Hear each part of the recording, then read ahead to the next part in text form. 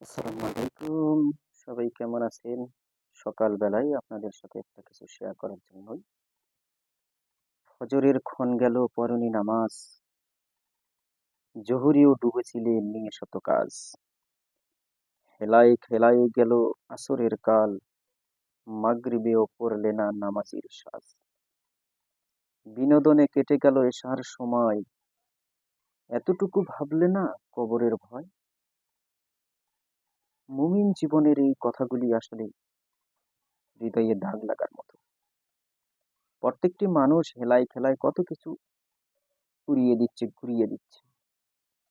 আসলে এর ভিতরে যে কতটাই অসুবিধা আছে একবারও আমরা চিন্তা করি না।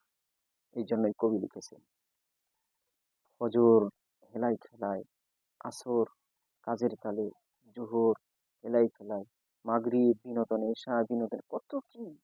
আমরা সবই ঠিক আছে, আমাদের সবকিছুই ঠিক আছে, কিন্তু আল্লাহ যে ইবাদতের কথা বলছে সেই ইবাদতের বেলায় আসলেই আমাদের অনেক অজুহাত শুরু হয়ে যায়।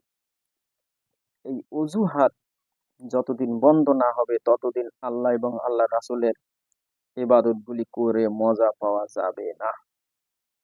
যেদিন দেখবেন ইবাদতে মজা পাওয়া যাচ্ছে সেদিন দেখবেন আপনার থেকে সব অজুহাত বিদায় নিয়ে গেছে। আর অজুহাত বিদায় না নেওয়া পর্যন্ত ইবাদতে মজা নাই। আসসালামু আলাইকুম ওয়া রাহমাতুল্লাহ।